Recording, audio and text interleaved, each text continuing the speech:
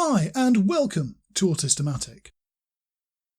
Last time I asked you 5 questions about real life situations that I or my autistic friends have experienced, then asked you to work out how we all chose to deal with each dilemma from 3 choices.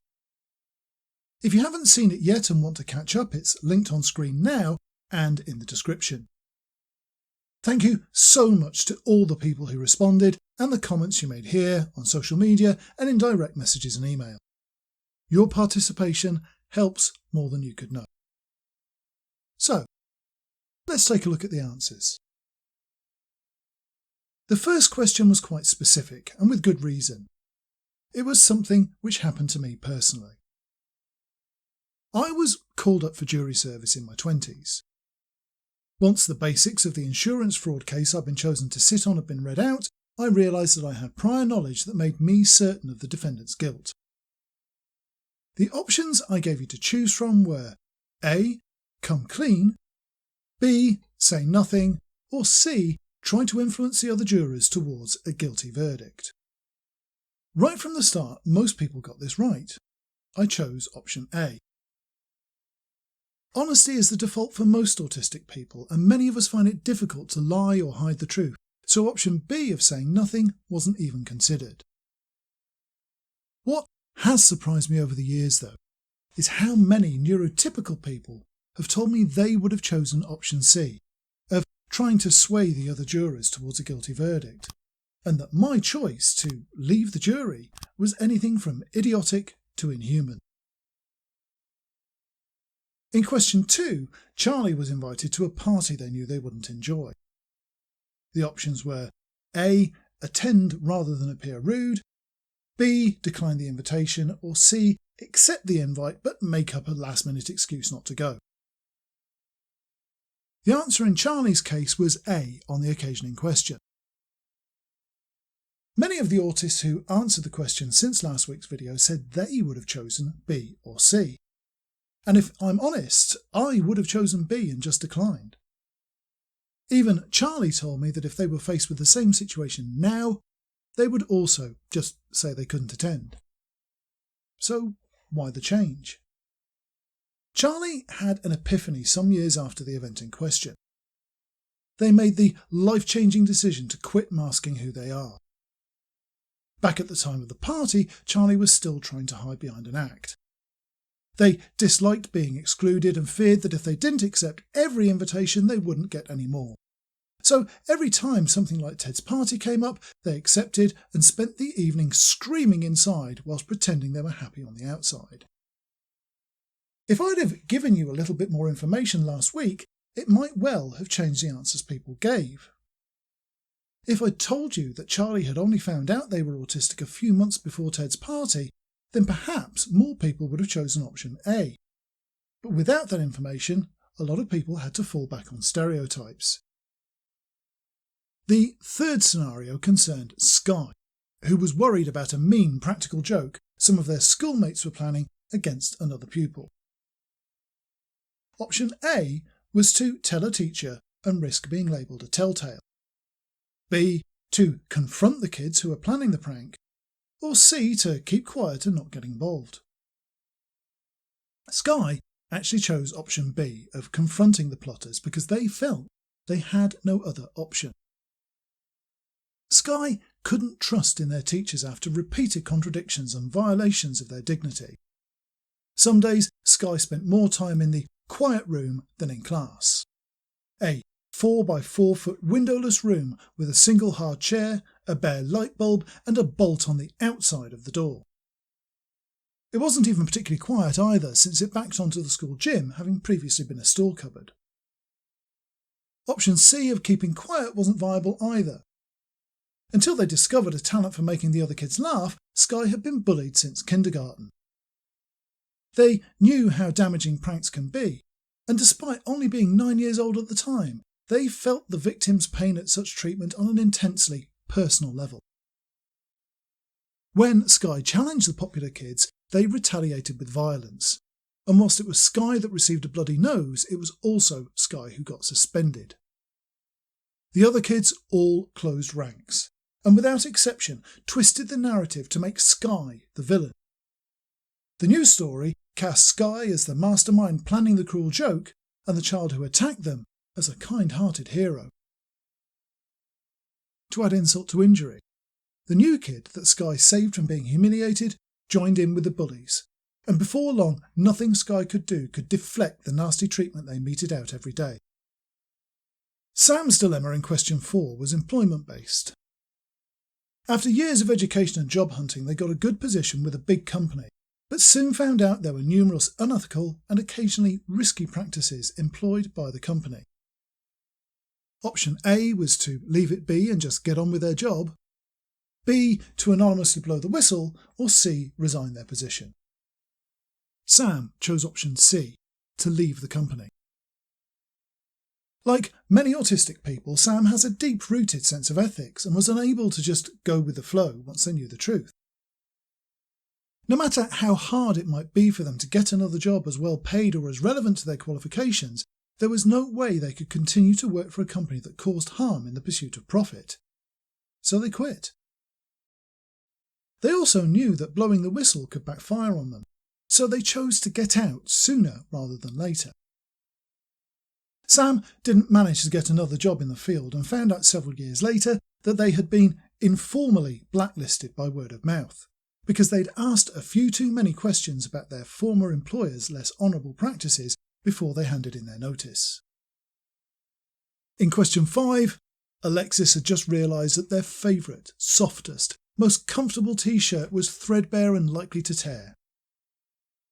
The options were A, put it away and save it to wear one last time when they needed it most. B, try to get another one second-hand on an auction site. Or C, buy in dozens of similar shirts hoping to find one as comfortable. Faced with this situation, Alexis chose A. They carefully hand-washed the shirt, bagged it and put it at the back of a drawer. Then they fretted about it. Despite the shirt having been 12 years old, there might have been a remote possibility of finding a second-hand one on eBay or somewhere. So they moved on to option B and started scouring the internet looking for an identical replacement. After several weeks of failure, they tried option C. All in all, they bought over 30 t-shirts until they found one which felt just right, once the label had been cut out. If you're autistic yourself, then you probably know what they did next. They bought 12 of them. Then a couple of months later, when they had some more spare cash, they bought 12 more. And now they're the only shirts Alexis wears. Okay, so those were the answers. Were they what you expected? There's more to this quiz than just a bit of fun, though. A few people who left answers pointed out that most of the options I gave you to choose from were plausible. Some suggested that more detail about the people and the situations may have made choosing their answers easier. And you know what? They were absolutely right. Despite the view held by the majority of the scientific and medical establishment, autism isn't characterised by our behaviours as much as they cling to the idea. Even the current diagnostic process, after all we've learned in recent decades, is still judged based more on behaviours than on our thoughts and feelings. What was typically autistic about the 5 situations described was not the optional reactions to them, but the situations themselves. Whilst the details vary, all of the situations I described are ones that most autistic people continue to face in everyday life. But how we choose to deal with them varies on where we grew up, our cultural identity, our communication style, whether or not we're comfortable being identified as autistic, and on our past experience. Skye was just 9 years old when they confronted the other kids and ended up being punished by their teachers for the confrontation, despite being the one who was injured. Those same teachers stood by and watched Skye being bullied for the next couple of years, which taught Skye that trying to speak up was a bad idea. It stopped them from even trying to stand up for themselves or anyone else until they were well into their 30s. Sam got blacklisted just for asking awkward questions. It taught them how corrupt their chosen profession was and how cronyism is at its very core. They abandoned years of education to become a campaigner against such corruption. And whilst they've struggled financially ever since, they're happier knowing they have a clear conscience. And it was conscience that led me to speak to a court official when I did jury service. Whilst I may have known the defendant was guilty of a near identical crime to the one they were accused of, I couldn't allow my foreknowledge to taint my opinions of the crime they were accused of in court that day. So I did the only decent thing I felt I could. What distinguishes all these dilemmas is the fact that they are dilemmas at all. Most neurotypical people wouldn't think twice about any of those situations and would just act without having to think about it. They wouldn't have worried like Sky did because the new kid at school wasn't very nice and the joke wasn't being played on Sky. Sam's worries that the unethical employer wouldn't have crossed most neurotypical minds. They work hard to get that job, and what business doesn't break a few rules, eh? And as for Alexis' favourite t-shirt, most people would just bin it and buy a new one because they can't conceive of how important having clothes that aren't sensory torture is to an autistic person with tactile sensitivities. All of these 5 situations described were almost uniquely autistic. Very few non-autistic people would have put as much thought and consideration into their actions as myself and my 4 friends did. And even fewer would have recognised them as dilemmas in the first place. If ever you're asked what an autistic person would do in a given situation, there's no such thing as a typical answer. And you can't even begin to speculate unless you understand how that situation might be interpreted by their autistic mind. What's their background? How have they been shaped by previous successes and failures? How comfortable are they being identified as autistic? What other intersectional considerations might shape their perceptions? The reason so many people identify as autistic these days, whether they seek diagnosis or not, is because they have recognised that these sorts of dilemmas are what they face in their lives too. To be autistic is more than ticking a series of boxes about behaviours, because it's not our behaviours that are autistic. Our autism is in our senses, our thought processes, our moral and ethical beliefs, and in our desire to be accepted as whole people. Yes, some of us can exhibit behaviours that most non-autistic people find challenging. But if you concentrate your efforts on eliminating those behaviours, you not only fail to address the root issues, you risk making those issues more painful, causing even more challenging behaviours than you started with. Until you know why an autistic person behaves in a way you don't like, anything you do to change those behaviours is just concealing the truth, and the truth will out eventually. The solution to the autistic behaviours you fear lies not in training us to behave differently, but in recognising what caused us so much distress we protested, melted down, shut down, lashed out, hurt ourselves, ran away, or stopped speaking to you. So, we come to the final point of this 2-part exercise.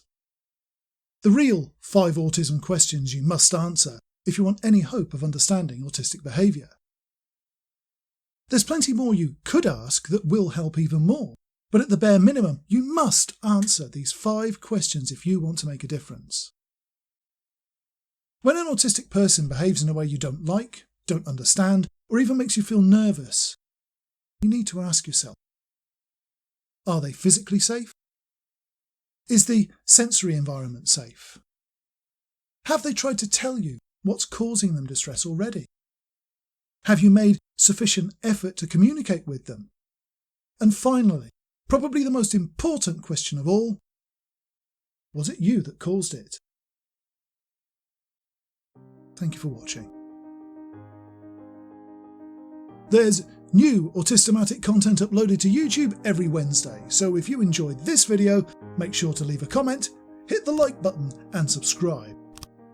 You can help to keep the channel making quality content about autistic life by becoming a patron on Patreon, or by treating yourself to some exclusively designed Autismatic merch.